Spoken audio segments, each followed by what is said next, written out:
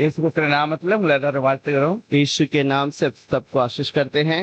கர்த்தர் தாமே இந்த மாலையில நாம் அவருடைய சமூகத்துல பேசுகிற ஜெபிக்கிற வார்த்தைகளை கேட்பாராக. और प्रभु खुद उसके समूह में जो हम प्रार्थना करते हैं, जो वचन सुनते हैं, पढ़ते हैं, वो प्रभु आपको आशीष करे उसके द्वारा। கர்த்தருடைய நாமத்துக்கு மகிமை உண்டாகட்டும். प्रभु के नाम की महिमा हो। இந்த மாலையில நம்ம ஒரு வசனத்தை தியானிக்கலாம். इस सुबह में हम एक वचन को ध्यान करेंगे। इस शाम को வாசிக்கலாம். மத்தேயு 14வது அதிகாரம் मत्ती का 14वां अध्याय 14வது वचனம். 14वां वचन 14 मत्ती का किताब उसका 14वां अध्याय उसका 14वां वचन।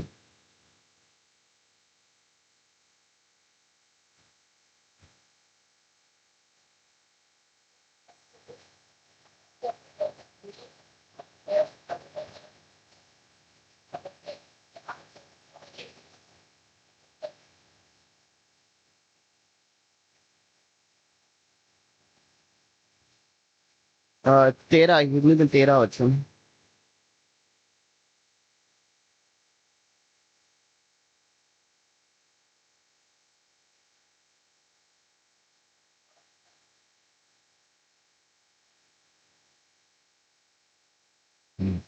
இந்த இடத்துல இயேசுவானவர் அவர் ஒரு இடத்துல இருந்து இன்னொரு இடத்துக்கு நடந்து வந்திருக்கிறாரு. अब यहाँ पर यीशु एक जगह से दूसरे जगह पर चल के आया है ஜனங்களும் நடந்து வந்திருக்காங்க. और लोग भी चलकर आए हैं।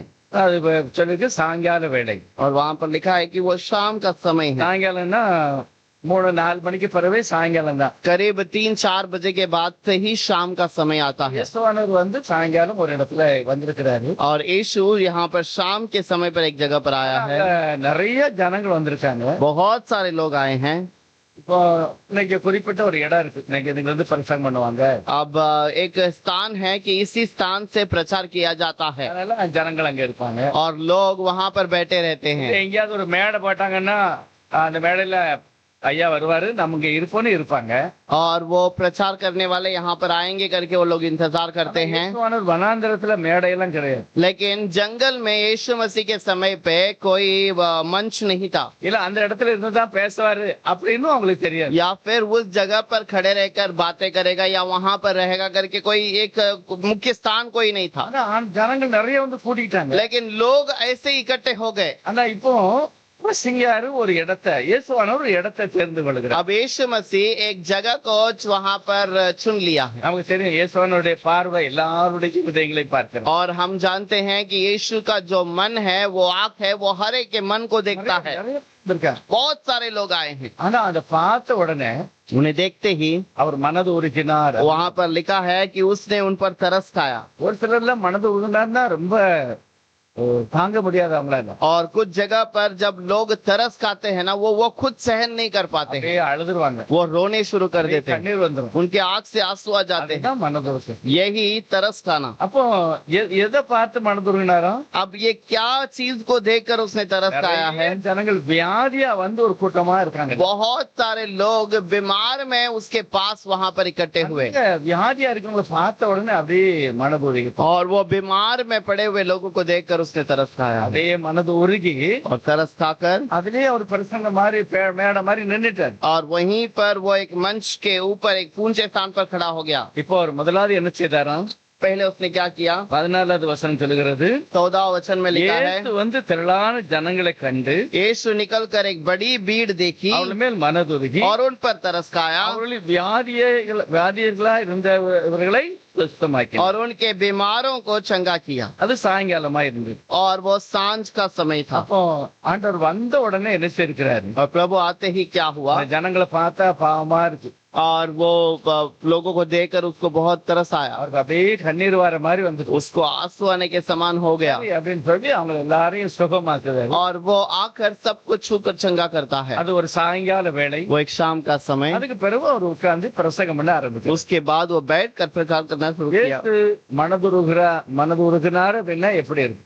यीशु अगर तरस खाता है तो किस प्रकार का होगा? हम ஜெபம் பண்ணி அப்படியே பார்க்கலாம் ஏசப்பா எப்படி மனது உருகிறது. और यीशु किस प्रकार से तरस खाया होगा उसके ऊपर ध्यान करेंगे। பரலோக பிதாவே ஸ்தோத்திரிக்கிறோம். स्वर्गीय पिता आपको धन्यवाद। இயேசுவானவர் நேற்றும் இன்றும் என்றும் மாறாது. यीशु मसीह आज कला और युगान युग एक समान है। அந்த ஜன கூட்டத்தை பார்த்து மனது உருகிச்சு.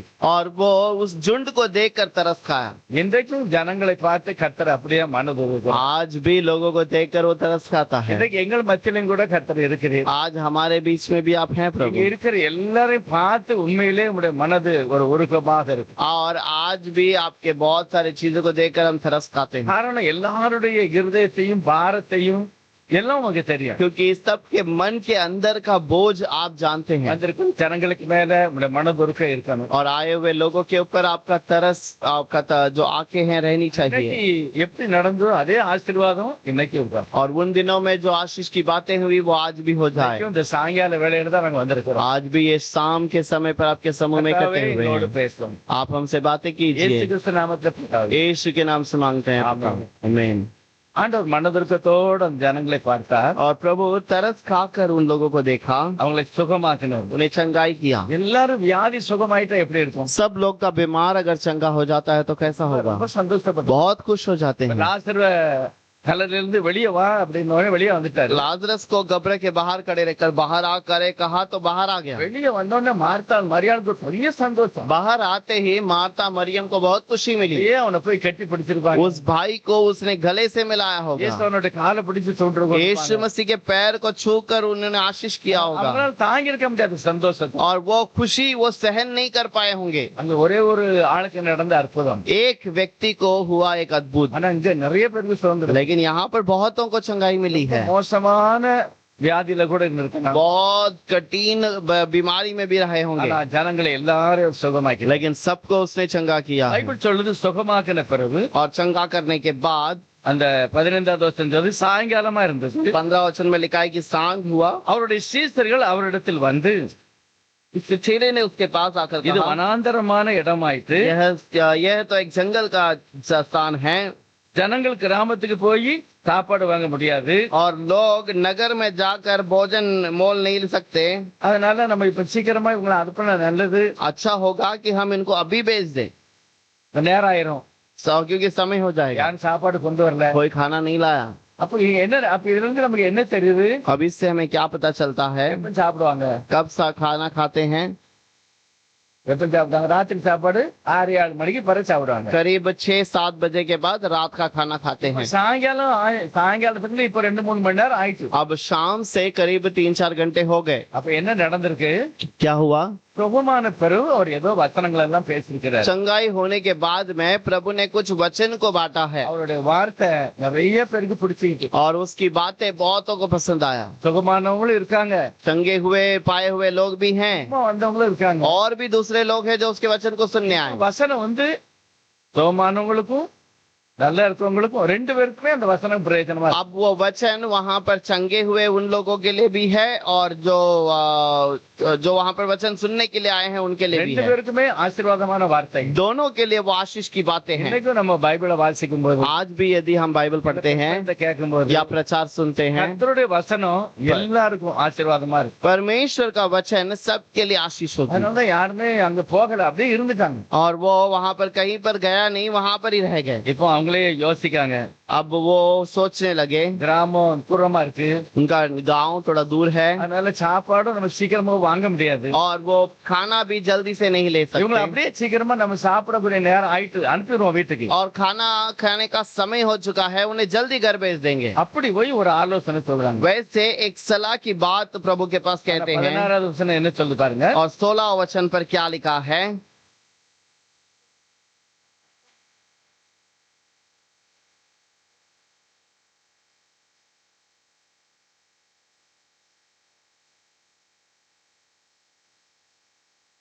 உண்மையிலே இது ஆண்டவர் அந்த சொல்ல வார்த்தை நிறைய பேருக்கு ஒருவேளை அது விளங்கி இருக்கும், ஒரு சிலருக்கு விளங்காது. और कुछ लोगों को प्रभु की ये बातें समझ आई होगी, कुछ को समझ नहीं आई होगी। சத்தமா தான் பேசுறாங்க.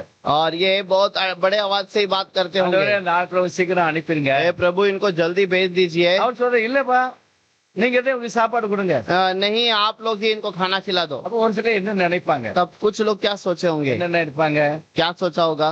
ஒருவேளை யாரோ சமையல் பண்ணிக்கிட்டு இருக்காங்க, शायद कोई खाना बनाया होगा இல்ல சாப்பாடு கொண்டு வந்திருப்பாங்க, या फिर खाना लेकर आए होंगे, எல்லாம் சாப்பிட்டே போகலாம் आज सब लोग खाना खा के जाएंगे। அப்படின்னு ஒரு சிலர் நினைச்சிருக்கலாம். शायद ऐसा भी सोचा होगा। ஆனா இப்ப சீசருக்கு மட்டும் தான் தெரியும் நம்ம யாரும் சமையல் பண்ணே இல்ல, சாப்பாடு கொண்டு வரல. केवल 6 लोगों को पता है कि किसी ने खाना बनाया भी नहीं, कोई बना भी नहीं रहा और कोई लेकर भी नहीं आया। எப்படி எப்படி கொடுப்பாங்க? लेकिन कैसे दे सकते हैं? உண்மையிலே சீசர்கள் ஆண்டவரோட பேசுறாங்க. और 6 ले प्रभु से बातें करते हैं। ஆண்டவர் சொல்றாரு, நீங்க தான் சாப்பாடு கொடுக்கணும். प्रभु ने कह दिया तुम्हें ही खाना देना है। இதுல கொஞ்சம் சிம்பிளா தான் எழுதிருக்கு சிலது.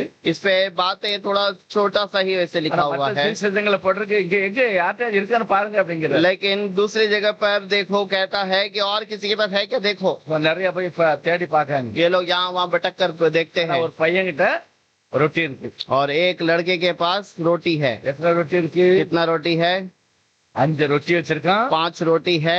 2 மீன் வச்சிருக்கான். 2 मछली है। எதனால இதை கொடுத்துட்டு இருப்பாங்க அவங்க அம்மா? किस लिए उसके माँ ने उसको दिया होगा? மத்தியானத்துக்கு கொடுத்துட்டாங்களா இந்த நைட்டு கொடுத்துட்டாங்க? दोपहर के लिए दिया या शाम के लिए दिया था? தெரியல. पता नहीं। ஒருவேளை இந்த சாப்பிடுக்கு இந்த பையனுக்கு சாப்பிடக்கூடிய ஒரு சூழ்நிலை இல்லாம இருந்திருக்கலாம். या फिर ऐसा होगा कि शायद ये लेके आया होगा, खाने को इसको समय नहीं मिला, அதனால அவன் அப்படியே உட்கார்ந்து கேட்டிருப்பான். इसलिए वो बैठकर प्रचार सुन रहा था। நேரம் ஆயிட்டுனா சாப்பிட்டு போகலாம்னு நினைச்சிருப்பான். अब समय हो गया तो जल्दी जाएंगे करके सोचा होगा। அந்த பையன்கிட்ட போய் விசாரிக்காங்க. लड़के से पूछते हैं। சிலர் பார்க்கும்போது என்ன செய்வாங்க?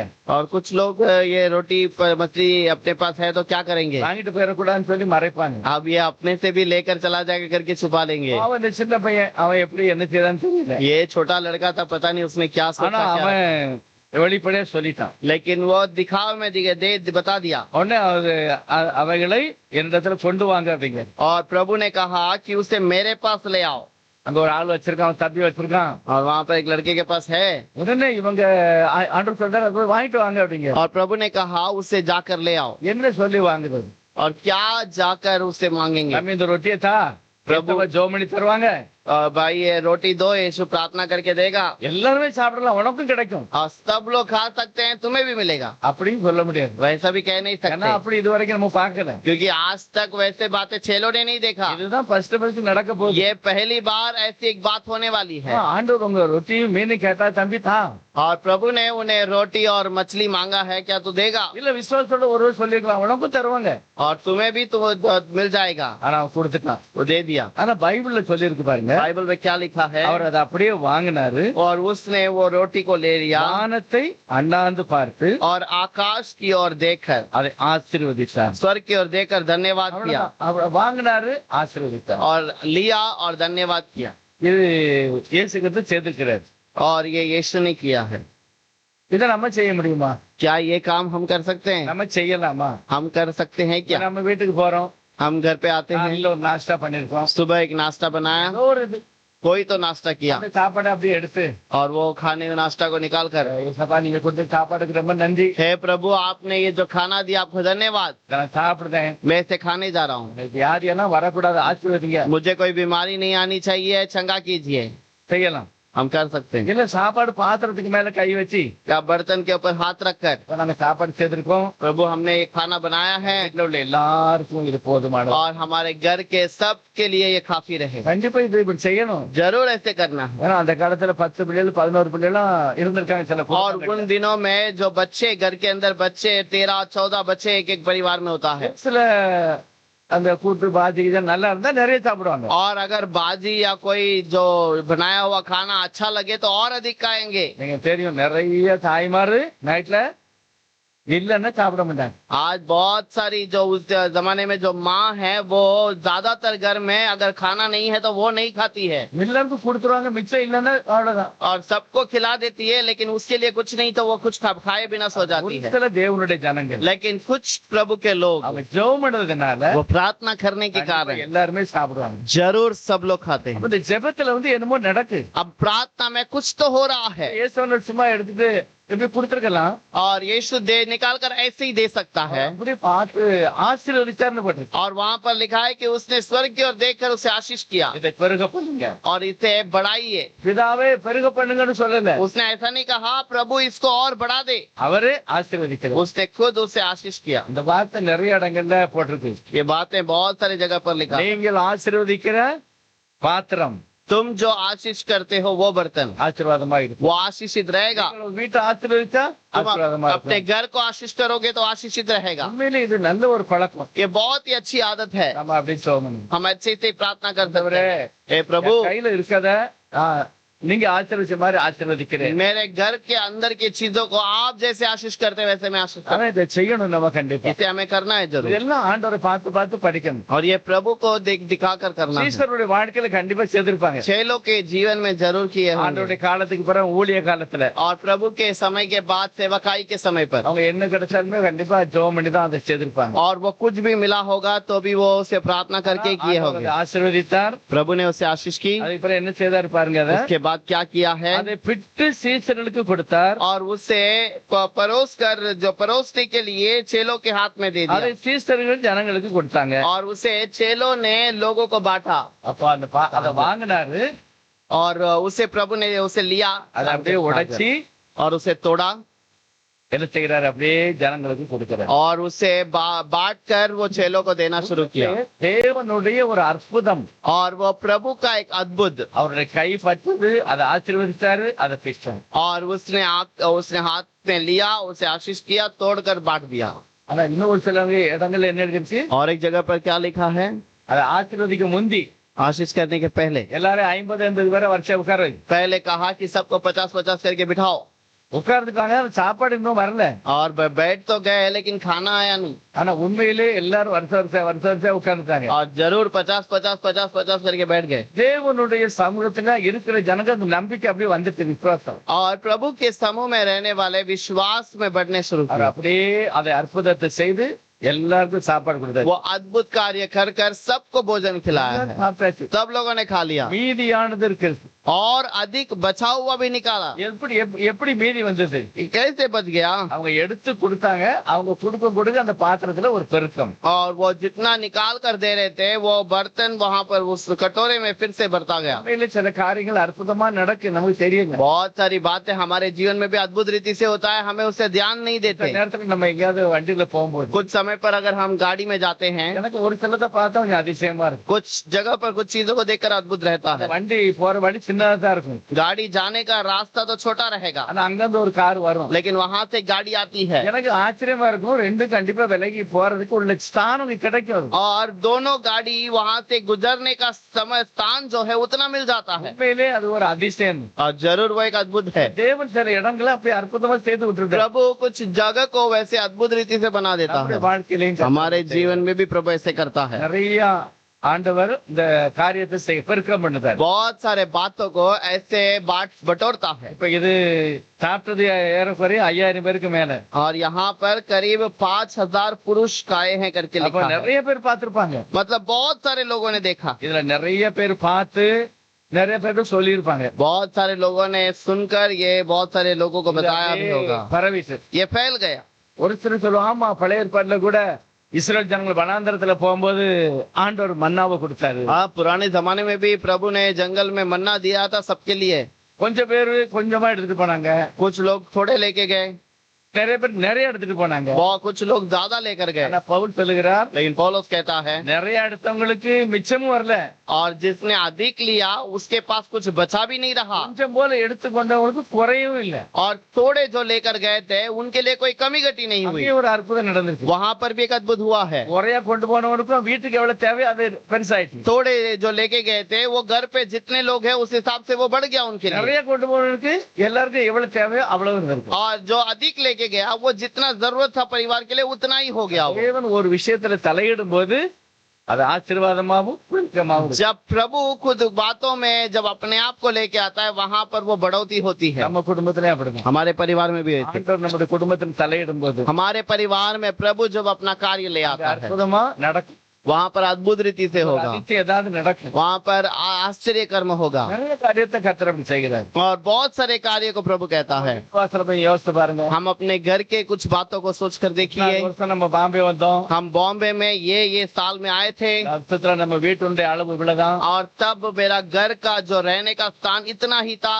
கொஞ்ச நாள் ஆச்சு, थोड़ा समय हो गया அந்த வீடு கொஞ்சம் மேல மாடி போட்டாச்சு. और वो घर को हमने ऊपर बना लिया। கொஞ்ச நாள் ஆச்சு, थोड़ा समय हुआ, அதை விட ஒரு பெரிய வீடு. उससे और बड़ा घर। இது நம்மளால இல்ல, தேவனே அந்த தலையிட்டு செய்கிறார். ये हमारी ओर से नहीं, प्रभु वहाँ पर अपने साथ खड़े रहकर उस कार्य को करता है। அதுல கர்த்தர் சொல்றாரு, நல்லோர் மேலும் தீயோர் மேலும் தேவன் சூரியனை பிரகாசிக்க பண்ணி மழையும் தருகிறாரு. भले और बुरे दोनों के ऊपर सूर्य का प्रकाश चमकाता है और भलाई को करता அப்ப है। நல்லவனுக்கும் நடக்கு கெட்டவனுக்கும் நடக்கு. भले वालों को भी होता है, बुरे करने वालों के बीच भी होता है। தேவன் चलाने वाला वो एक ही प्रभु है। அவங்க விரும்பினாலும் விரும்பட்டாலும் கர்த்தர் அந்த அற்புதத்தை செய்கிறார். वो चाहे या नहीं भी चाहे तो भी उस कार्य को प्रभु करता है, காரணம் ஒரு மனதுருக்கம் உள்ளவர்கள். क्योंकि वो तरस खाता है। எல்லாருக்கும் மேலே அந்த அன்பு வச்சிருக்கு. वो सबके ऊपर वही प्रेम रखा ஆனா है। நம்ம அதை நம்பும் போது நிறைய காரியத்தை நம்ம அனுபவிக்கணும். और उसके ऊपर जब भरोसा करते हैं हम उन बहुत सारे बातों को महसूस कर सकते हैं। அதனால மலை பிரச்சனத்துல கர்த்தர் சொல்லுகிறார், इसीलिए पहाड़ के प्रचार में यीशु ने कहा, நீங்க நாளை பற்றி கவலைப்பட. कल के दिन के बारे में चिंता मत करो। ஒரு முறை நம்ம இந்தியா சுதந்திரம் ஆன உடனே और हमारा देश पे स्वतंत्र होने के बाद எல்லாரும் பேட்டி எடுக்காங்க. காந்தி போய் கேட்காங்க, और तब लोग वहाँ पर महात्मा गांधी से बहुत सारी बातों के बारे में पूछताछ करते हैं। சுதந்திரம் அடைஞ்சாச்சு, हम तो देश को स्वतंत्र ले लिए, உங்களுக்கு என்ன ஆசை? अब आपकी इच्छा क्या है? எனக்கு ஒரு ஆசை இருக்கு. मेरा एक ही इच्छा है, நம்ம தேசத்துல யாருமே அழுதுகிட்டு இருக்க கூடாது. हमारे देश में कोई भी रोना नहीं चाहिए। நல்லா சாப்பிட்டு திருப்தியா இருக்கும். सब लोग पेट भर खाना खाकर तृप्त रहना चाहिए। அடுத்து கேட்காங்க, और दूसरा सवाल, உங்களுக்கு எப்படி இருக்கு? இப்ப சந்தோஷமா இருக்கா நம்ம நாடு சுதந்திரம் ஆயிட்டு? क्या आपको खुशी है कि हमारा देश आजाद हो गया? உங்களுடைய பிரயாசம் வெற்றி? आपका मेहनत बहुत फल लाया? இல்ல இல்ல, என் பிரயாசம் இல்ல, मेरा प्रयास नहीं। இயேசு கிறிஸ்துடைய உபதேசத்தை நான் நம்பினேன், और यीशु के प्रचार को मैंने सुना அதனாலதான் வெற்றி. और उसे भरोसा किया, वहाँ पर जय அது है। எப்படி உங்க கையில பகவத்கீதை இருக்கு? हाँ, ये कैसे है? आपके हाथ में तो भगवत गीता है। அது எப்படி நீங்க பைபிள்னு சொல்றீங்க? ये कैसे आप बाइबल के बारे में बताते இல்ல, हैं? நான் பைபிளை ரொம்ப நேசிக்கிறேன், और मैं बाइबल से प्रेम करता மலை हूँ। பிரசங்கத்தை வாசித்தேன். पहाड़ के प्रचार को मैंने पढ़ा। அவர் சொல்லுகிறார், 1 மைல் தூரம் உன்னை கூப்பிட்டான்னா 2 மைல் போனாரு. प्रभु ने कहा 1 मील यदि तुझे कोई बुलाता है तो 2 मील उसके साथ जा। ஒருவன் இந்த பக்கம் அடிச்சாலும் இந்த பக்கத்தை காட்டினாரு. और उसने कहा कि एक गाल पर तुझे मारे तो दूसरे गाल भी दिखा। அந்த வசனம் என்னை தொட்டது. और वो वचन ने मुझे छू लिया। அப்பதான் யோசித்தேன், और तब मैंने सोचा நம்ம கையில பட்டயத்தை எடுக்க கூடாது, हमारे हाथ में तलवार नहीं लेना है, துப்பாக்கி எடுக்க கூடாது. कोई बंदूक नहीं लेना है। இயேசு சொல்லி இருக்கிறார், यीशु ने कहा, நான் அந்த மாதிரி செய்யணும். मैंने वैसा ही किया। அப்பதான் ஒரு உப்பு சத்தியாகிரகத்தை பண்ணுகிறேன். और तब ही वो नमक का सत्याग्रह करने लगा। அதனாலதான் தேவன் எனக்கு வெற்றி கொடுத்தார். और उसी कारण यीशु ने मुझे जय दिया ஆனா है। இன்னொரு ஆசை எனக்கு இருக்கு. और एक इच्छा है मेरे लिए। இன்னைக்கு கோர்ட்டுக்கு, போலீஸ் ஸ்டேஷனுக்கு, மிலிட்டரிக்கு ஏகப்பட்ட செலவாகுது. आज कोर्ट के लिए, पुलिस के लिए, मिलिट्री के लिए बहुत खर्च होता है। அரசாங்கம் நிறைய செலவு பண்ணுது. गवर्नमेंट बहुत खर्च करता है। கிறிஸ்தவங்களாவே வாழ்ந்துட்டாங்க. और मसीहा के लोग सही मसीहा का जीवन यदि बिताना शुरू करें, மிலிட்டரி தேவைப்படாது, हमको मिलिट्री की आवश्यकता नहीं, நமக்கு நம்ம ஜெயிலு தேவைப்படாது, हमारे जेल की जरूरत नहीं होगी, ஆஸ்பத்திரி தேவைப்படாது. हमें कोई हॉस्पिटल की जरूरत नहीं ஒரு होगी। சிலருடைய நம்பிக்கை, விசுவாசம் और कुछ लोगों का भरोसा, विश्वास ஆண்டவருக்கு மேல எப்படி இருக்கு பாருங்க. और प्रभु के ऊपर कैसा है देखिए। நமக்கு அதை விட ரொம்ப வேணும். और हमें उससे भी अधिक चाहिए। இதுவரைக்கும் என்னை நடத்தினது அவர்தான், और वो अभी तक हमें वही चलाता है நடத்துவார். और भी चलाएगा। நான் கிடைச்சதுக்கு நன்றி சொல்லணும். लेकिन जो मिला है उसके लिए मुझे धन्यवाद ஆண்டவர் कहना கையில है। கொஞ்சம் தான் கிடைச்சது. प्रभु के हाथ में थोड़ा ही दिया गया था, அப்போ 2 மீன். 5 मछली और 5 रोटी और 2 मछली। ஆண்டவர் மனதார ஆசீர்வதிக்கிறார். प्रभु ने पूरे मन से उसे आशीष की। ஆசீர்வாதம் தான். आशीष ही है। குறைவில்லாத ஒரு ஆசீர்வாதத்தை ஜனங்கள் அனுபவித்தார். बिना किसी कमी घटी के आशीष को लोगों ने महसूस किया। நம்மளும் அந்த இருதயத்தோட நம்ம அந்த காரியங்களை செய்யணும். हमको भी उसी प्रकार के मन से कार्य करना எல்லாம் है। சாப்பிட்டு திருப்தியானாங்க. सब खाकर तृप्त हो गए சீக்கிரமா போங்க, அந்த ஊருக்கு போங்க அப்படின்னு இவங்களை அனுப்புதாரு. और जल्दी से उस नगर में जाओ करके लोगों ने भेजा।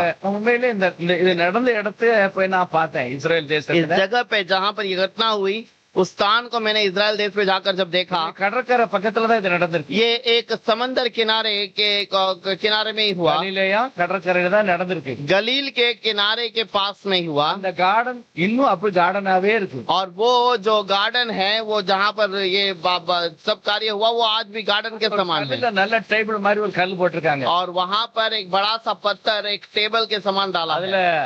5 ரொட்டியும் 2 மீனும் கல்லுலே செய்து வச்சிருக்காங்க. और वो पत्थर में ही 5 रोटी और 2 मछली पत्थर में गाड़ के रखा இந்த गया है। இடத்துல தான் அந்த அற்புதம் நடந்தது அப்படின்னு காமிக்கிறதுக்கு. यही स्थान पर वो कार्य हुआ, वो दिखाने के लिए। இடம் அப்படியே இருக்கு. आज भी वो कार्य हुआ है। உண்மையிலே தேவன் என்னெல்லாம் செய்திருக்கிறாரு, और प्रभु ने कैसे कैसे कार्य किए हैं ஜனங்களை அடையாளப்படுத்தி வச்சிருக்கிறாங்க. और प्रभु ने वैसे चिन्ह दिया है। இன்னைக்கு நமக்கு வார்த்தையில எழுதி வச்சிருக்கிறாரு. आज हमें वचन में लिख के रखा। பார்க்கும்போது ஏசப்பா நானும் இந்த மாதிரி செய்யணும், इसे देखने के समय पर प्रभु मैं भी ऐसा करना चाहिए, அந்த எண்ணம் நமக்கு வேணும். वो विचार हमें ஆனா चाहिए। ஆண்டவர் நம்ம செஞ்சோம்னா ரொம்ப சந்தோஷப்படுவார். लेकिन ऐसा करेंगे तो प्रभु बहुत आनंदित होगा ஐயோ, இந்த மாதிரி நம்மளை விட மிஞ்சி போறானே அப்படின்னு நினைக்கவே और மாட்டோம். वो ऐसा नहीं सोचेगा कि क्या ये हमसे भी आगे बढ़ के जा रहा है। கண்டிப்பா அவர் சந்தோஷப்படுவார். जरूर वो खुशी அதை मनाएगा। செய்யணும்னு சொல்லி விரும்புகிறார். वो चाहता है कि हम उससे कहा वैसे कार्य करें தேவன் கொடுத்ததுல ஒரு மன நிறைவோட ஆசீர்வதிக்கிறது. और प्रभु ने जो दिया है उसे पूरे मन से आशीष करे। ஆகவே அவங்களை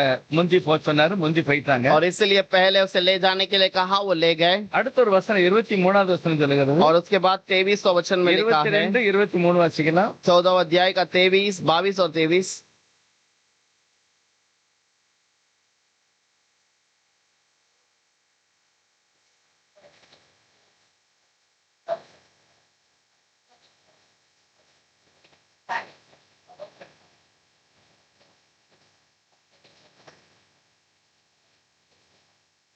இப்போ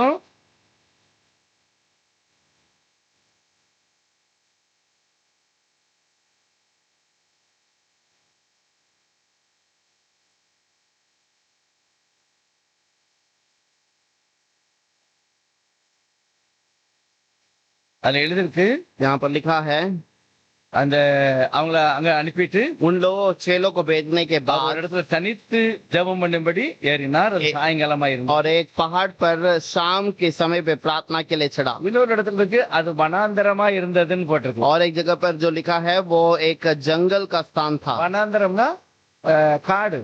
और जंगल जो है एक पूरा जहाँ पर जानवर रहते हैं। வேதத்தை வாசிக்கும் போது அது எப்படி கடல்ல எப்படி வனாந்தரம் இருக்கும் அப்படின்னு ஒரு கேள்வி எனக்கு இருந்தது. अब मैं जब पहली बार वो वचन को पढ़ रहा था, मैं सोचा जंगल और समुद्र के किनारे में जंगल कैसा होगा। வனாந்தரம்னா காடு இல்ல, वो तो जंगल है, ஆனா கடற்கரை பக்கத்துல எப்படி ஒரு வனாந்தரம் இருக்கு. ये समुद्र के किनारे जंगल कैसा होगा। ஆனா உண்மையிலே அந்த கடற்கரை ஓரத்துல வனாந்தரம் இருக்கு. और जरूर ये मैंने देखा वहाँ पर कि ये समुद्र के किनारे जंगल இப்ப है। அவர் கோயில உட்கார்ந்து ஜெபம் பண்றாரு. और वो वहाँ पर जाकर प्रार्थना करता है। இயேசுவானவருக்கு ஜெபம் அவசியமா? क्या यीशु के लिए प्रार्थना अवश्य है। உண்மையிலே நிறைய காரியத்தை இயேசுவானவர் செய்து காமிக்கிறார். बहुत सारे बातों को यीशु बताता है हमको कि क्या करना है, அவர் என்ன செய்கிறார் वो பாருங்க. क्या करना है அவர் करके बताता செய்தது है। போல நாமும் செய்யணும். जैसा उसने किया वैसे हमें भी करना है। நன்றி சொல்லுகிற ஒரு பழக்கம், धन्यवाद करने वाला एक ஜெபம் बात, பண்ணுகிற ஒரு பழக்கம், प्रार्थना करने की आदत, தனித்து இருந்து ஜெபம் பண்ணுகிறார். अकेले में प्रार्थना करना, அது ஒரு நல்ல பழக்கம் தான். वो एक अच्छी बात है। தேவனோடு பேசுகிற ஒரு பழக்கம். और प्रभु के साथ रहकर बातें करने वाली அந்த बातें, வசனத்தை தியானிக்கிறது, वो वचन को ध्यान करना அதை யோசிக்கிறது, और उसे विचार करना, இது நம்முடைய விசுவாசத்தை நமக்கு வளர்க்கும். और ये हमारे विश्वास को बढ़ाता है। இப்போ நடராத்திரி ஆயிட்டு, अब बीच रात हो गया, இந்த மறுநாள் நடக்குது. अगले दिन का बात है। இப்போ அவங்க என்ன செய்றாங்க, கப்பல்ல போயிட்டு போது அங்க பெரிய புயல் நடக்கு. अब वहाँ पर बहुत बड़ी आंधी चल रही है। ஆண்டவர் நடந்து போகிறார். प्रभु वहाँ पर चल कर जा रहा है।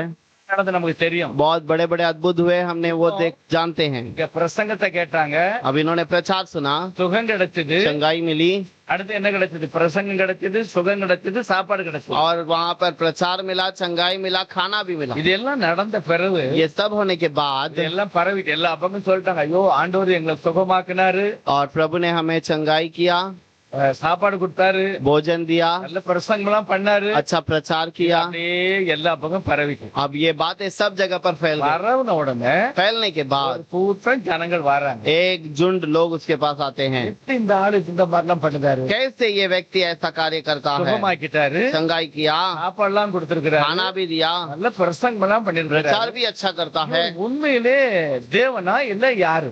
और ये क्या सच में खुदा है कि कौन है, அப்படி ஒரு டவுட் சிலருக்கு. वैसे उसको एक शंका। அடுத்த அதிகாரத்துல முதல் வசனம் 16 முதல் வசனம், 16 अध्याय में पहला वचन,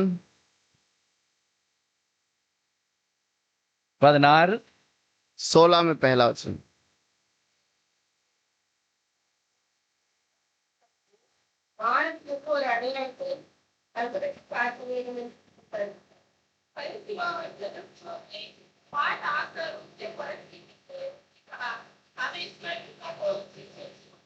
இப்ப நம்ம 5 ரொட்டி 2 மீன் அற்புதத்தை பார்த்தோம். हमने 5 मछली और 5 रोटी और 2 मछली का चिन्ह देखा। 15வது அதிகாரத்துல 7 அதாவது 7 அப்பங்களும் சில மீன்கள் அது ஒரு அற்புதம் நடந்திருக்கு. और 17वां अध्याय में और एक घटना हुआ जहाँ पर छोटी मछलियां और कुछ रोटी थे। அதே அற்புதம் நிறைய பேர் சாப்பிட்டுருக்காங்க. बहुत सारे लोगों ने खाया। இங்கேயும் வியாதி சுகமா இருக்கு. यहाँ पर भी वो बहुत सारी बीमारियां चंगाई हुई है। 15ல 30வது வசனம் வாசிங்க. 15 में 30वां वचन पढ़ेंगे। 30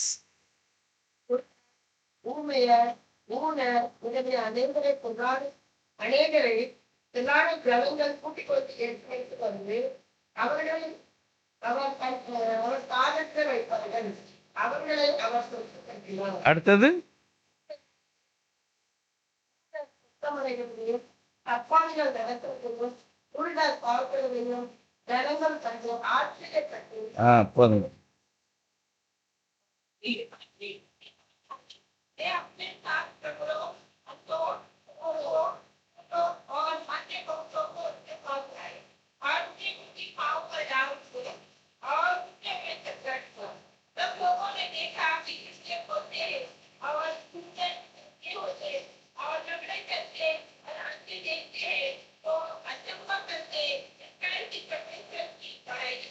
இப்போ நேச்சரா என்ன நடந்திருக்கு, பார்க்கக்கூடிய அளவுக்கு என்ன நடந்திருக்கு. अब दिखावे में क्या क्या कार्य हुआ है? அவரோட சுகமா இருக்கான், अंधा दिखाई देने लगा, வியாதி சுகமா இருக்கு, बीमारी चंगा हो गई, நடக்க முடியாதவங்க நடந்திருக்காங்க, जो चल नहीं पाते थे वो चलना நல்ல शुरू किए, பிரசங்கம் கேட்டாங்க, अच्छा प्रचार सुना, பட்டினி அனுப்புற சாப்பாடுலாம் கொடுத்தாரு. और बिना उन्हें भूखा नहीं भेजा, उन्हें भोजन के साथ भेजा। இதெல்லாம் பார்த்த உடனே இயேசுவானவரை பத்தி என்ன நினைப்பாங்க? ये सब होने के बाद यीशु के बारे में उन्होंने क्या सोचा என்ன होगा? நினைப்பாங்க? क्या सोचा होगा?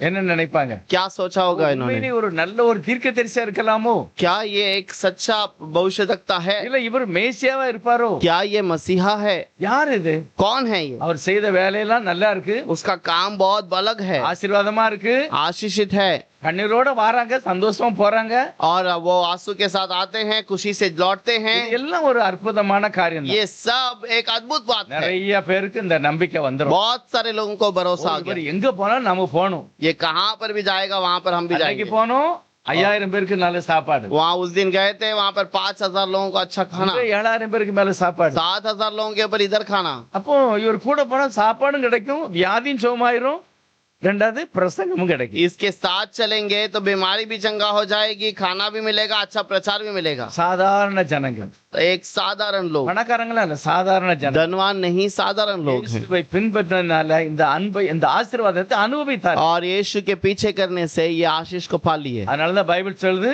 எத்திசையிலும் இருந்து ஜனங்கள் கூடி வந்து ஒரு பிரசங்கத்தை கேட்டாங்க. और इसलिए वचन में लिखा है हर दिशा से लोग उसके साथ में उसके पीछे हो लेते थे, யாருக்குமே டவுட் கிடையாது. किसी को कोई शंका नहीं। நிறைய பேர் சொல்றாங்க இவர் ஒரு பெரிய தீர்க்கதரிசி, बहुत सारे लोग कहते हैं ये भविष्यवक्ता है, தேவன் ஒருவரோடு இருக்கிறாரு, प्रभु उनके साथ में है, அதனால இப்படி எல்லாம் செய்ய முடியாது. नहीं तो ऐसा कार्य नहीं कर ஒரு सकता। சிலர் சொல்றாங்க இல்ல இவர் மேசியா, कुछ लोग कहते हैं ये मसीहा है, ஒரு சிலர் சொல்றாங்க இது தாவீதின் குமாரன் பிறப்பான்னு இருக்காருல அவர் தான் இவர். कुछ लोग कहेंगे कि ये दाऊद का पुत्र जन्म लेगा करके कहा है वही है ये, அப்படி அப்படி ஒரு இது. और ये ऐसा वैसा है करके कहने ஆனா लगे। ஒரு சில ஆட்கள், लेकिन कुछ लोग பைபிளை படிச்சவங்க, जो बाइबल को पढ़ते ஒரு थे, முக்கியமான ஸ்தானத்துல இருக்கிறவங்க, कुछ मुख्य स्थान पे जो रहते थे, 16வது அதிகாரத்துல வராங்க, 16वां अध्याय में आते அவங்கள हैं, பத்தி பிறகு பரிசேயர் சதுசேயர். वहां पर लिखा है फरीसी और सदुकियों। இந்த ரெண்டு பேரும் யாரு? ये दोनों कौन हैं? இவங்க பரிசேயர் அப்படின்னா சாட்சியாக வசனத்தை கடைபிடிக்கிறவர்கள். फरीसी जो वचन को पालन करने वाले, அதாவது பைபிள் உண்மைதான், बाइबल सच है, மேசியா வருவாரு, मसीहा आएगा, அவர் பிரசங்கம் பண்ணுவாரு, वो प्रचार करेगा, அற்புதம் பண்ணுவாரு, वो अद्भुत करेगा, அவர் சுகமாக்குவாரு, वो चंगाई करता है। இதெல்லாம் ये बात सब सच இதை है, நாங்க நம்புகிறோம். इसे हम भरोसा करते हैं। சொல்லக்கூடியவங்க தான் யாரு? वे- பரிசேயர். वैसे सुनने वाले फरीसी இன்னும் நம்புதாங்க. और भी भरोसा ஒரு करते நாள் हैं இந்த உலகம்லாம் அழிஞ்சிரும், एक दिन दुनिया नाश हो जाएगा, பரலோகத்துக்கு போயிருவோம், हम स्वर्ग चले जाएंगे, மேசியா வருவார், मसीहा आएगा। அப்படியே நம்புத கூட்டத்துக்கு பேர் தான் பரிசேயர் கூட்டம். और वैसे ही भरोसा करने वाले लोग फरीसी हैं, அந்த பைபிளை அப்படியே நம்புவாங்க, और वो बाइबल की बातों को ऐसे ही भरोसा நல்லா करते हैं, ஜெபம் பண்ணுவாங்க, अच्छा प्रार्थना करते உபவாசம் हैं, இருப்பாங்க. उपवास करते हैं। ஆனா இன்னொரு கூட்டம் இருக்கு பாருங்க, लेकिन और एक झुंड है, அது யாரு? சதுசேயர். ये सदुकियों का झुंड है। இவங்க சொல்லுவாங்க ये कहेंगे மேசியெல்லாம் வரப்போறது கிடையாது, मेसिया आएगा कि पता नहीं, அது எப்படி வருவாருன்னு தெரியாது, वो कैसे आएगा ये भी नहीं मालूम, ரெண்டாவது நம்ம செத்தோம்னா அவ்வளவுதான், हम என்ன मर நடக்குன்னே தெரியாது. हम मर जाएंगे तो बस वहीं पर खत्म, उसके बाद क्या होगा पता नहीं। பரலோகம் கிடையாது, நரகம் கிடையாது. स्वर्ग भी नहीं है, नरक भी नहीं है। தேவதூதர்லாம் இருக்காங்களா? அப்படியெல்லாம் கிடையாது. स्वर्गदूत है क्या? वो भी नहीं है, ஆஹா, அதெல்லாம் இல்ல. ये सब नहीं है। அப்படின்னு சொல்லுகிற ஒரு கூட்டம். ऐसे कहने वाली एक झुंड है, ரெண்டு கூட்டமே சபைக்குள்ளதான் இருக்கு. और ये दोनों झुंड कलीसिया के अंदर ही है। மூணு கூட்டம். 3 झुंड। ஒரு கூட்டம் एक झुंड வசனத்தை கேட்டாங்க, वचन को सुनता है, சுகம் பெற்றாங்க, चंगाई पाते हैं, சாப்பிட்டாங்க. अच्छा भोजन की। ஆனா இந்த ரெண்டு பேரும் लेकिन ये जो 2 झुंड है, ஒருத்தன் நல்லா நம்புதான் ஆண்டவர் வருவார் இந்த உலகத்துக்கு. एक अच्छा भरोसा करता है कि प्रभु आएगा इस दुनिया में, பரலோகத்துக்கு நம்ம போயிருவோம். स्वर्ग में हम चले जाएंगे। ஒரு நல்லா நம்ம இல்லன்னா நரகத்துக்கு போயிருவோம். अगर अच्छा से हम नहीं रहेंगे तो हम नरक की ओर चले जाएंगे। ஆனா அது மேசியா வந்தா தான் நடக்கும். लेकिन मसीहा आएगा तो होगा। அது ஒரு கூட்டம். वो एक झुंड है, அவங்க பேரு பரிசேய கூட்டம். और वो फरीसियों का झुंड है। கூட்டம் और एक झुंड है, ஒண்ணுமே கிடையாது. और कोई बात नहीं होगी, கிடையாது பரலோகம். ना ही नरक है ना स्वर्ग है। இந்த ரெண்டு பேரும் ஒண்ணா சேர்ந்து இயேசுவானோட்ட வராங்க. अब ये दोनों झुंड मिलकर यीशु के पास आते हैं। எதுக்கு வராங்க? ये क्यों आते हैं? நம்ம ஊர்ல உள்ள நிறைய பேர் இயேசுவான நம்ப ஆரம்பிச்சிட்டாங்க. हमारे गांव में बहुत सारे लोग यीशु के पीछे हो लिए, இவர்தான் மேசியான்னு சொல்லுதாங்க. और वो कहते हैं कि ये मसीहा है। நம்ம போய் அந்த ஆளை செக் பண்ணிரணும். हम जाकर उससे उस व्यक्ति को जांचेंगे, அவர் உண்மையிலே கடவுள் தானா, क्या वो सच में खुदा है। அப்படி போய் கேட்காங்க. वैसे जाकर पूछने लगे। முதல் வசனத்தை வாசிக்கலாம். पहला वचन पढ़ेंगे, 16 में पहला। அதை போதித்து அவர்களுக்கு வந்து வானத்திற்கு ஒரு அடையாளத்தை தங்களுக்கு காண்பிக்க வேண்டும் என்று கேட்டார்கள்.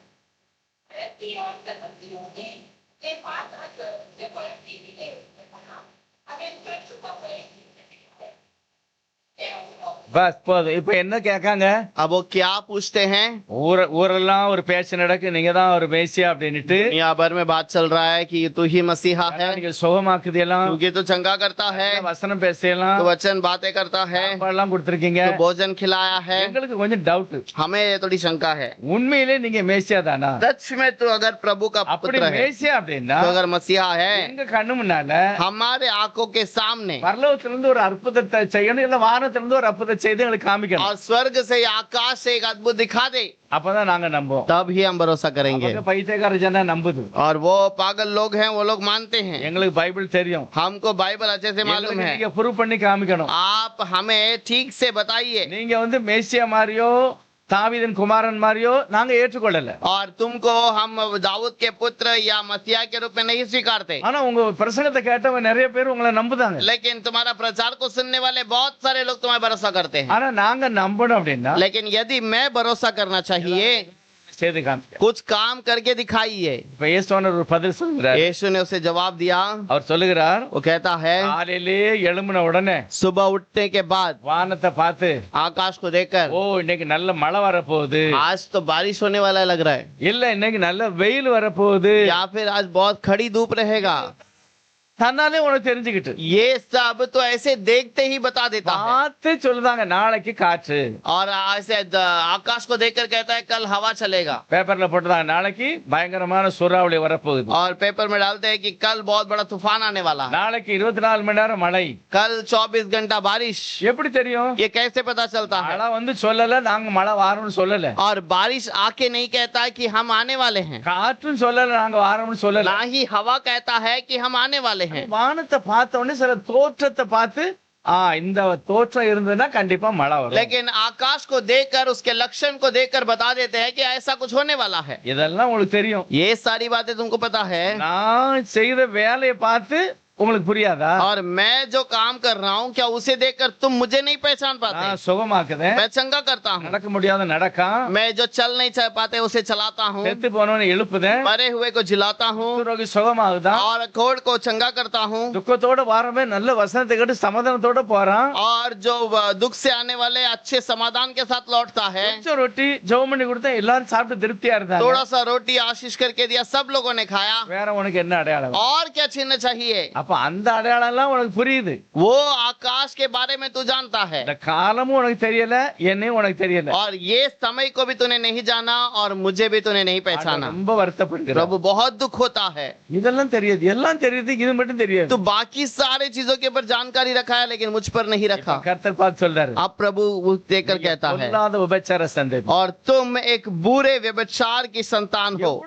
கண்ணார கண்டாங்க, और वो आंखों से कितनों ने देखा அற்புதம் நடக்கு, और वहां पर बातें हो रही है நடக்க முடியாதவன் நடந்துட்டான், और जो चल नहीं पाता वो चलना शुरू किया விறகுலே குருடன் சுகமாயிட்டான், और जन्म से अंधा वो चंगा हो गया லாசர் செத்து போயிட்டான் எழுப்பிட்டேன். लाजर मर गया मैंने उसे उठा दिया கண்ணீரோட வந்தாங்க, அவங்களை சுகம் பண்ண நல்லா ஆயிட்டு. कितने लोग वहां पर आंसू के साथ आए उन्हें मैं चंगाई किया और खुशी के साथ लौटे வந்துட்டு பட்டினியா போல எல்லாம் சாப்பிட்டு திருப்பி मेरे पास आए हुए भूखे नहीं गए पेट भर खाना खा के गए हैं நாள் நான் பிரசங்கம் பண்ணேன், 3 दिन मैंने प्रचार किया யாரும் தூக்கல, வீட்டுக்கு போகல. कोई भी ना सोया और घर नहीं गया நாள் உட்கார்ந்து கேட்டாங்க, 3 दिन वो बैठ कर प्रचार सुने வேற உனக்கு என்ன அடையாளம்? और क्या चिन्ह चाहिए ஆண்டவருக்கு ரொம்ப வருத்தப்படுறாரு. प्रभु बहुत दुख होता है பொல்லாத உபச்சாரம் செஞ்சீங்க, ये बुरे व्यभिचार लोग உனக்கு அடையாளம்லாம் கிடையாது, तुम चिन्ह को तुम्हारे लिए चिन्ह नहीं है இதுதான் அடையாளம். यही चिन्ह है ஆண்டவர் வந்து ரொம்ப இவங்களை பார்த்து வருத்தப்படுகிறார். और प्रभु बहुत दुखित होता है அப்போ ஒரு சில காரியங்கள் நடக்கும்போது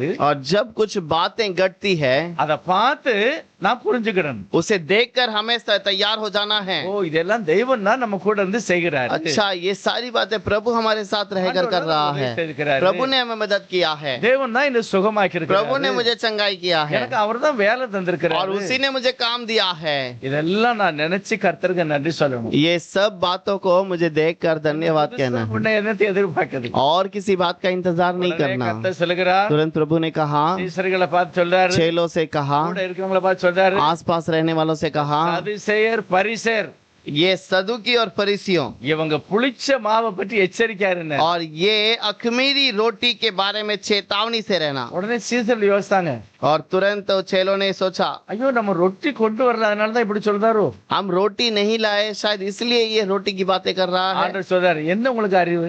और प्रभु कहता है क्या तुम्हारा ध्यान 5 है ரொட்டி 5 रोटी 2 மீன், 2 मछली எவ்வளவு பேர் சாப்பிட்டாங்க? कितने लोगों ने खाया 5000 பேர். 5000 7 ரொட்டி கொஞ்சம் மீன், எவ்வளவு பேர் சாப்பிட்டாங்க? 7 रोटी और थोड़ी मछलियां कितने ने खाया பேர். 7000 ஏன் உனக்கு ரொட்டியை பத்தி கவலை? क्यों तुझे रोटी की चिंता है ஏன் ரொட்டி கொஞ்சம் இருந்தாலும் போதும், பெருகிருமே. और रोटी थोड़ा हो तो काफी है बढ़ जाएगा நான் என்ன சொல்றேன் அப்படின்னா, मैं क्या कहता हूँ பரிசேரும் சதுசேரும் और ये फरीसी और सदुकी நான் செய்கிற அற்புதத்தை அடையாளத்தெல்லாம் பார்த்துட்டு और मैं जो चिन्ह चमत्कार करता हूँ उसे देखकर என் மேல சந்தேகப்படுதா, मेरे ऊपर शंका करते हैं மேசியாவை मुझे ஏத்துக்கொள்ள मसीहा करके नहीं அதனால स्वीकारते 2 பேருக்கு பின்னால யாரும் போகாதங்க, और इसीलिए इनके पीछे कोई नहीं जाना இவங்க பின்னால போகாதங்க, அவன் சொல்றதையும் கேட்காதங்க. और इनके पीछे भी नहीं जाना इनका प्रचार की बातों को भी नहीं सुनना அப்ப இத மாதிரி இப்படிப்பட்ட ஆட்களும் இருப்பாங்க. क्या ऐसे भी लोग रहेंगे எப்படிப்பட்ட ஆட்கள்? कैसे இயேசுவானவர் செய்ததை பார்த்தும் நம்ப மாட்டாங்க. और यीशु मसीह की कही हुई बात को देखकर भी भरोसा नहीं தேவன் करते ஒரு சில காரியங்கள் மூலமாக தான் தன்னை கர்த்தர் வெளிப்படுத்துகிறார். कुछ बातों के द्वारा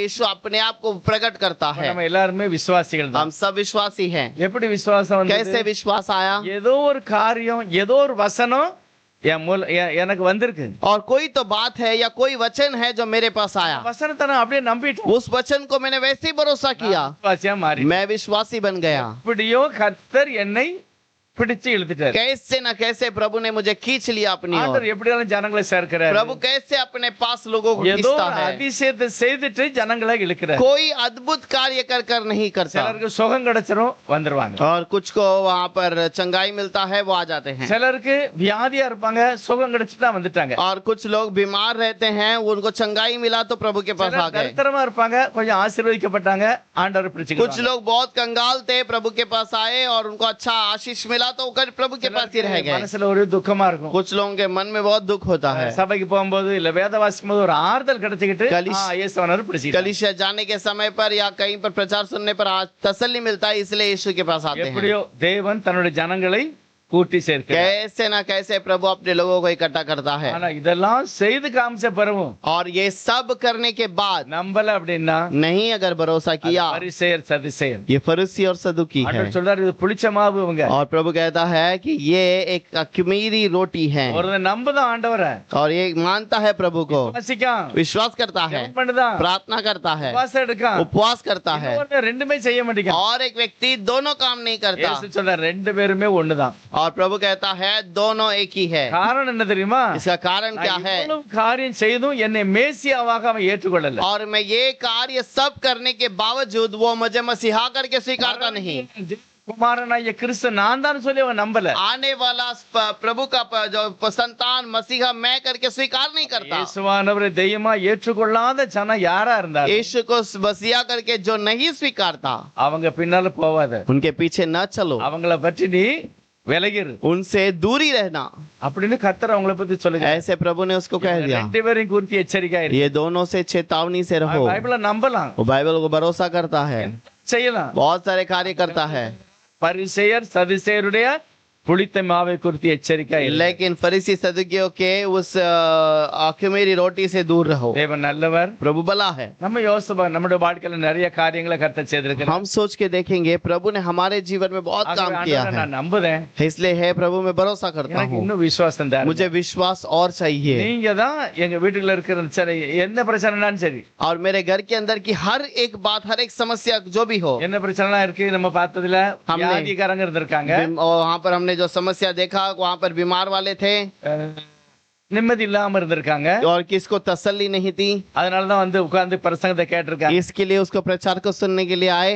வந்தவங்களுக்கு சுகமும் கொடுத்து ஆறுதலும் கொடுத்து என்ன செய்தார், சாப்பாடும் கொடுத்துட்டாரு. और वचन जो सुनने के लिए आए उन्हें चंगाई भी दिया, तसल्ली भी दी और उनको भोजन भी दिया। நம்ம யோசிச்சு பார்ப்போம், இந்த மூணு காரியம் நமக்கு எப்பமாவது கர்த்தர் क्या தந்திருக்காரு? ये सारी बातें प्रभु ने हमारे जीवन में कभी किया है? क्या நம்மளை எப்பமாவது சுகமாக்கி இருக்காரா? क्या हमें कभी चंगाई किया है? ஆறுதல் தந்திருக்கிறாரா? क्या हमें तसल्ली दिया है? சாப்பாடு கொடுத்திருக்காரா? क्या हमें भोजन देता है?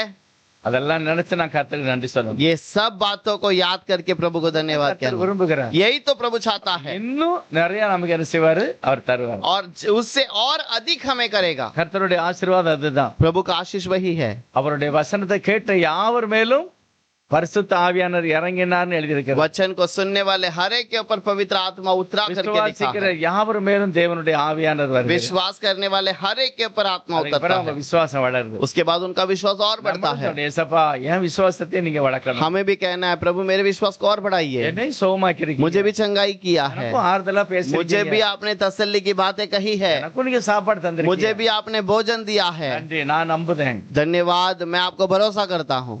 அப்படிப்பட்ட விசுவாசத்தோட நம்ம இருக்கணும். और उस विश्वास के साथ हमें रहना ஜெபம் है। பண்ணலாம். நம்ம हम प्रार्थना करेंगे।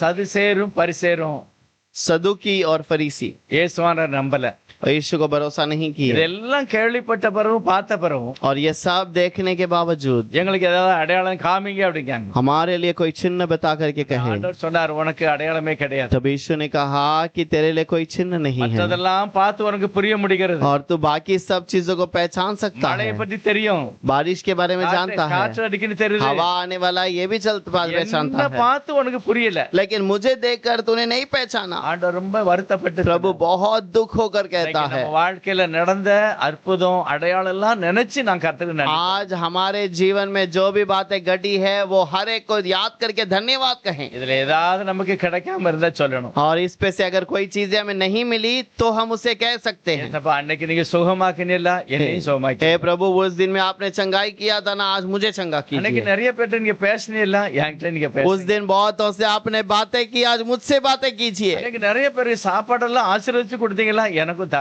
उन दिनों में भोजन को आशीष करके बांटा, वैसे ही हमारे घर के अंदर भोजन आशीष करके दे। கர்த்தர் அப்படியே தருவார். प्रभु ऐसे ही करेगा। ஜெபம் பண்ணலாம். நம்ம எல்லாருமே हम सब प्रार्थना करेंगे अपने मन में। கர்த்தர் நம்முடைய ஜெபங்களை प्रभु हमारी प्रार्थना को सुनता ஒரு है, அற்புதமானது, वो अद्भुत करता மனதுருக்கமுள்ள தெய்வம், और वो तरस खाता है, ஒருத்தரையும் அவர் புறமே தள்ளாதவர். और वो किसी को दूर नहीं करता। ஜெபம் பண்ணுவோம். எல்லாரும் ஜெபம் हम सब प्रार्थना करेंगे। கர்த்தர் நம்முடைய ஜெபங்களை கேட்பார். प्रभु हमारी प्रार्थना को सुनता है। சில வீட்டுல தண்ணி சரியா வர மாட்டேங்குது. कुछ घर पे पानी सही से नहीं आता, சொல்லணும், ஏசப்பா எங்க ரூமுக்கு தண்ணி வரணும், हमें कहना है प्रभु मेरे घर पे पानी जरूर आना चाहिए, எனக்கு வேணும், நீ செய்ய முடியும். और मुझे चाहिए, आप ही वो कर सकते हैं। ஆண்டவரே எங்க வீட்டுக்குள்ள இவ்வளவு செலவு தேவைப்படுது, நீங்க தரணும். मेरे घर के अंदर इतना खर्च है, इसे करने के लिए आप ही मदद कीजिए। அடிக்கடி நாங்க வீடு மாறக்கூடாது, நல்ல बार बार में घर बदलना नहीं चाहिए, अच्छा कर दीजिए। நல்லவர், वो भला है, அவர் மனதுருக்கமுள்ள தெய்வம். वो तरस खाता है। அப்படிப்பட்ட கர்த்தரை நோக்கி நம்ம वैसे प्रभु की ओर देखेंगे।